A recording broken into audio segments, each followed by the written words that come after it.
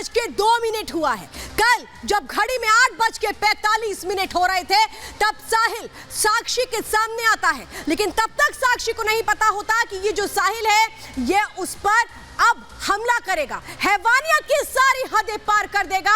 और वो दिल्ली वाले जो उस वक्त वहां पर खड़े थे वो सिर्फ और सिर्फ खड़े रह गए। ऐसा लग रहा था जैसे वो होश में नहीं थे, ऐसा लग रहा था जैसे सबके फोन की जो बैटरीज है वो डेड हो चुकी हैं, सबके हाथ कांप रहे हैं, पुलिस को फोन तक नहीं किया गया। जरा मैं आपको बताती हूं कि कल की रात हुआ क्या था, समझिए आगे।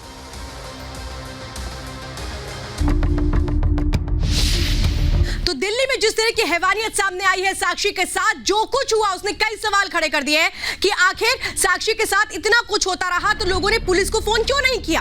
क्या फोन उठा करके पुलिस को नहीं बता सकते थे कि उसका मर्डर हो रहा है, इतनी हैवानियत हो रही है? सब कुछ होता रहा, लोग वहां से गुजरते रहे, यहां तक कि कई लोग तो ऐसे थे जो वहां पर आकर के कैसे उसके बगल में खड़े हो जाते हैं, साहिल के बगल में। देखिए, साक्षी जो पार्टी करने के लिए जा रही होती है, साक्षी जो अपनी दोस्त नीतू के यहां लगातार रुकी हुई थी, साक्षी के बारे में सारी जानकारियां थी साहिल को कि कब वो निकलेगी, कब चाकू से वो उस पर हमला कर सकता है। ये मैं आपको जानकारियां, बड़ी जानकारियां इस वक्त मैं आपको बता रही हूं कि आखिर हो क्या रहा था उस दिन।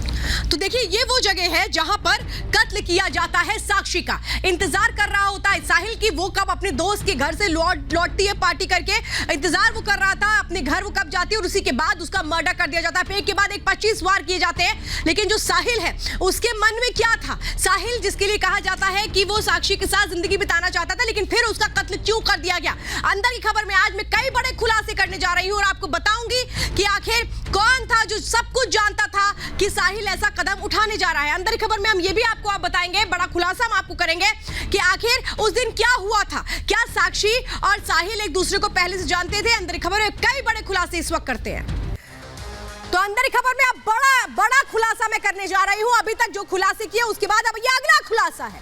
आपको मैं बताती हूं कि साहिल का प्लान क्या था, साहिल ने क्या सोचा था। ये देखिए, जो साहिल नाम का शख्स है ना, मोहम्मद साहिल, ये क्या कर रहा था? इसने बकायदा मर्डर का प्लान बनाया। इसको पता था जो साक्षी है वो अपनी दोस्त के घर में है, नीतू के घर में, क्योंकि नीतू क्या बर्थडे पार्टी प्लान की जा रही थी। इसके बाद ये चाकू खरीदता है, सोचता है कि चाकू आसानी से मिल जाएगा, बाकी कोई चीज लेता तो किससे मंगवानी पड़ती।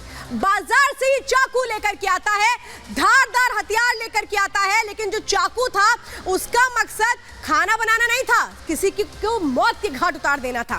साक्षी को वो लगातार इंतजार करता है कि कब वो नीतू के घर से निकलती है और इसके बाद कब वो रोड पर आती है। रोड पर आकर के उसके अगल बगल कोई ना हो, इसकी प्लानिंग कर ली जाती है। प्लानिंग होती है कि वो सीधा चाकू से हमला करेगा, साक्षी पर कई बार करेगा और ऐसा वो करता है।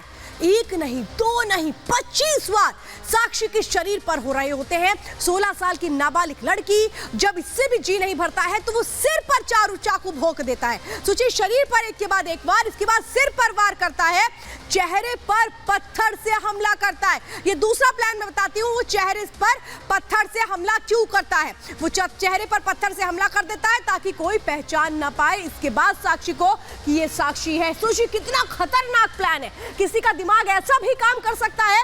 इसने आज रोंगटे खड़े कर दिया इस पूरी वारदात ने।